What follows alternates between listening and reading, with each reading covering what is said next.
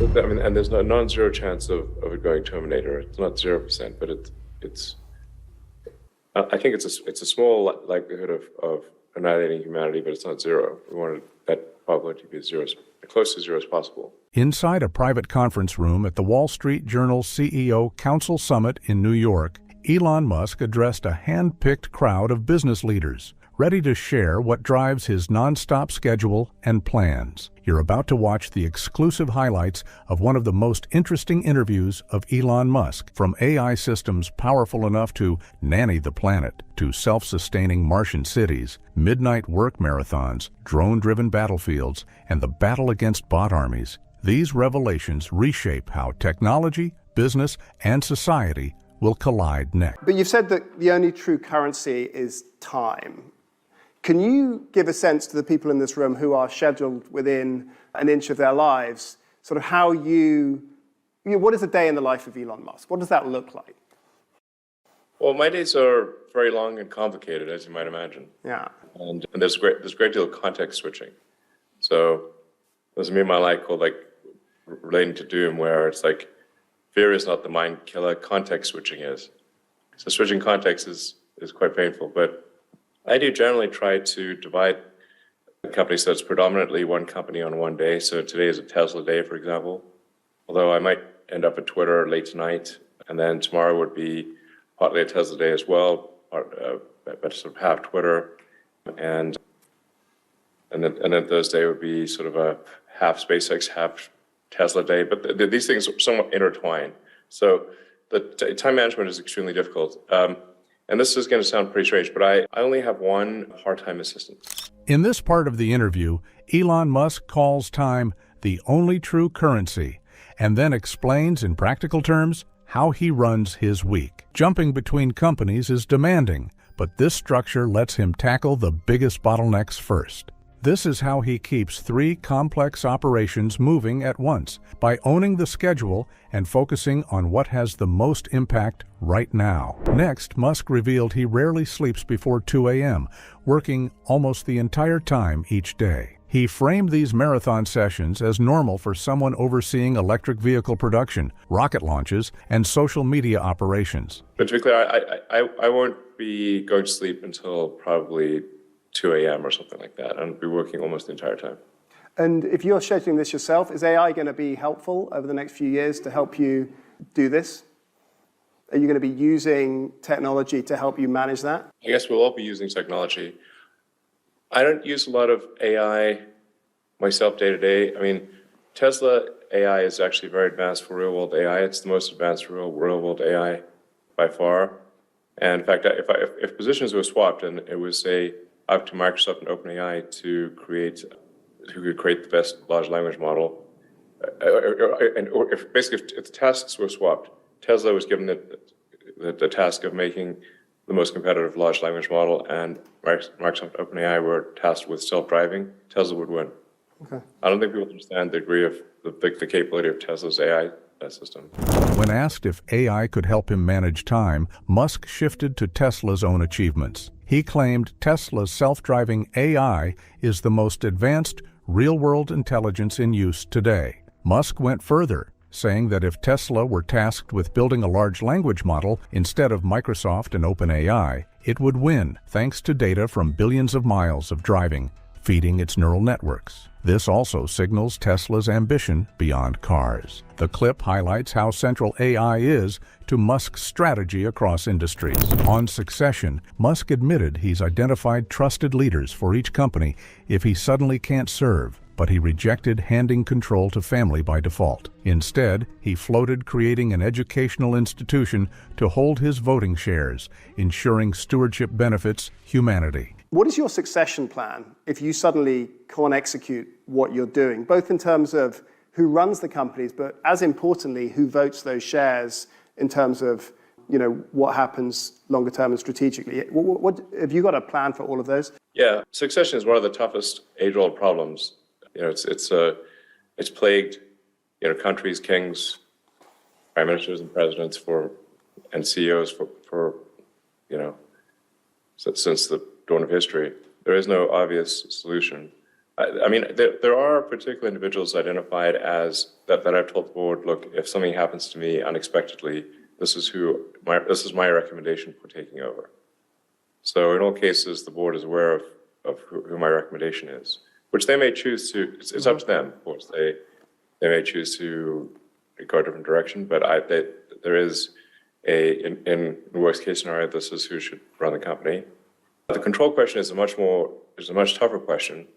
And something that I'm wrestling with, and I'm frankly open to ideas, because it certainly is true that the companies that I have created and are creating collectively possess immense capability. And so the stewardship of them is incredibly important. I want to make sure that the stewardship is ultimately accrues to the benefit of humanity. That's the idea, is the furtherance of civilization. His transparency on these plans is rare among top CEOs. This plan shows the moral weight he places on guiding companies that he believes will shape the future. By sharing these details, Musk offered a glimpse into how he aims to protect his vision over the long term. Now, the goals of the companies, the achievement of those goals varies considerably in difficulty. The original goal of Tesla was to accelerate the advent of sustainable energy, which actually I think we've done that to a significant degree, and have actually it's kind of auto industry CEOs to often acknowledge Tesla's role in accelerating electric vehicles, and so that I feel has a lot of momentum.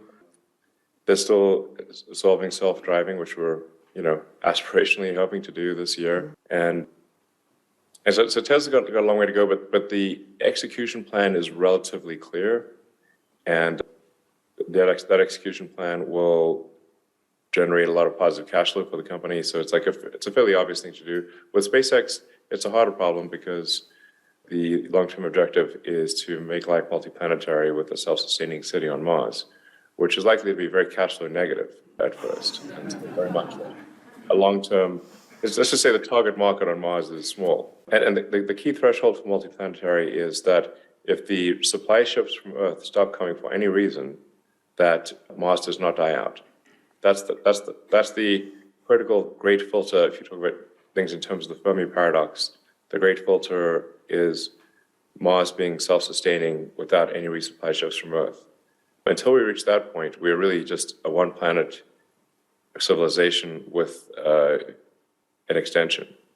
But at the point at which the planets are self-sustaining, or Mars is self-sustaining, then even in a worst-case scenario of Earth civilization either dying with a bang or a whimper, then Mars would have a much better chance of surviving. Shifting to space, Musk defined the true test for Mars, creating a colony that remains alive if Earth supply ships stop arriving. He linked this to the Fermi paradox, calling it civilization's great filter. His words urge continued investment in life support research on Mars. This benchmark drives SpaceX's focus on reusable rockets, habitats, and sustainable resources. By making self-sufficiency the core goal, Musk reframes Mars from a dream to an existential necessity, humanity's insurance policy against a one-planet failure. Do you think will you live to see Mars happen? I hope to live to see the first humans on Mars, but I think it will take some period of time beyond that to make Mars self-sustaining. So it's at least 20 years from the first visit to make Mars sustaining, is my guess, and it may be 40 or 50. And that's assuming you really go for it. Right. So that's a tough one, but like I said, I think important for improving the survivability of civilization. I think long-term, the value of it will be incredibly high. It's just beyond the planning horizon of right. Most people or most investors.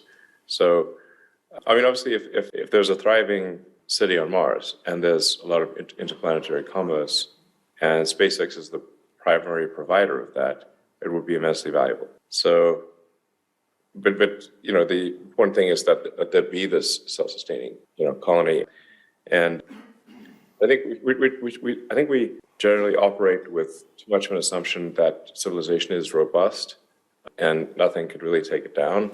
A sentiment that has been common throughout history among empires shortly before they crumbled. So, and I have to say that there's a little bit of late stage empire vibes going on right now. Musk predicted that the first boots would land on Mars in his lifetime, but full sustainability may take 20 to 50 years. This clear timeline ties starry-eyed goals to concrete milestones, highlighting the decades of work, funding, and cooperation ahead. It also highlights the need for stable policies across decades. We could definitely make a city on Mars self-sustaining without AI, or without sort of AGI, which is generally artificial general intelligence or superintelligence. So I think it's not necessary for anything we're doing, but it is happening and happening very quickly. So there is a risk that advanced AI either eliminates or constrains humanity's growth. I was more thinking the opposite. Does it increase the chance that the planet self-implodes and those things come true? How concerned are you about these developments right now, sort of accelerating your bad case scenario here? Well, the development of artificial digital sort of superintelligence is very much a double-edged sword. So if you have a genie that can grant you anything, that can also do anything, that necessarily presents a danger. And I would expect the first uses of AI to be, or certainly the first government uses of AI to be weapons technology. So just having more advanced weapons on the battlefield that can react faster than any human could. That's really what AI will be capable of. Future wars between advanced countries, or at least countries that have significant drone capability, will be very much the drone wars. Can you rank the US and China on their development of AI each out of 10? The US very much has the most advanced AI. So this is, you say like China's close behind, certainly, and has the resources to scale and to optimize. The biggest single advances in AI still come from the US and Europe. Musk then confronted the gravest danger. There's a non-zero chance AI could annihilate humanity, so we must invest heavily in safety research. His stance sets a high bar for funding alignment, interpretability, and fail-safe designs. By treating extinction-level risk as urgent, he challenged both engineers and regulators to make AI safety a top priority. Musk paints a simple picture. Imagine a super-smart nanny with the keys to the world's computers and weapons, stepping in whenever it thinks people might cause harm, grounding planes, shutting down factories, or stopping drones mid-air. He offers it as a what-if to show what can happen when too much control is handed to software. It raises basic questions anyone can understand. Who sets the rules? When do people get to say no? And how do we switch it off if it goes too far? When you've been talking for years about the need for regulation, what is the scenario that really keeps you up at night? Well, I don't think the AI is going to try to destroy all humanity, but it might put us under strict controls. Join Visionary Society and be the first to access new exclusive Supercut interviews and downloadable content with visionaries like Elon Musk. Limited access. Click the link in the description and join today. And there's no non-zero chance of it going Terminator. It's not 0%, but it's.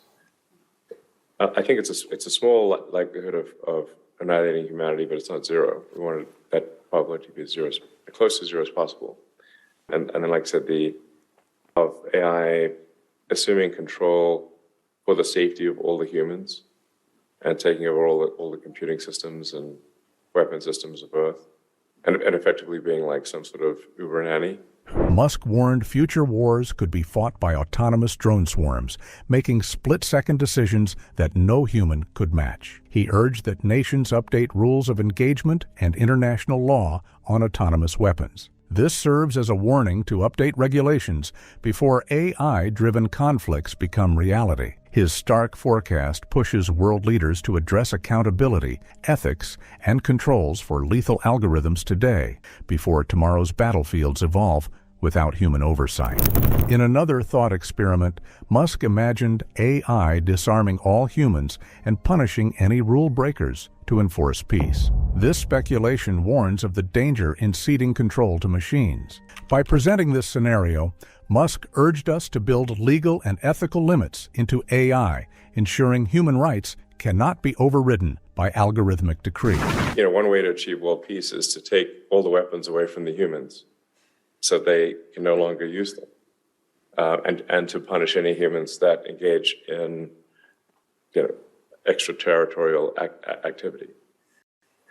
But isn't the more likely nasty outcome that rather than AI taking over and being the ultimate nanny that keeps us all doing stuff that is super safe and it wants us to, that actually somebody nefariously harnesses that power to achieve societal control, stroke, military superiority, and that actually some country around the world decides to use it in a different way? Yes, that's what I mean by AI uses as a weapon. Right. And the pen is mightier than the sword. So one of the first places we have to be careful of AI being used is in social media to manipulate public opinion. If you look out on a much longer time frame, given the speed and scale of the change, and you look to your grandkids and great-grandkids, can you just give us a sense of what it's going to be like to be human? How much is this going to change the fundamental nature of how we operate as a race at this point? I think it's going to change a lot, especially if you go further out into the future. I mean, everything will be automatic. I mean, there'll be household robots that you can fully talk to as though they're people that can help you around the house or be a companion or whatever the case may be. There will be humanoid robots throughout factories, and cars will also be all automatic. And anything that where intelligence can be applied, even modest intelligence, will be automated. Certainly if you say 10, 20 years from now, I think things will be transformed beyond belief.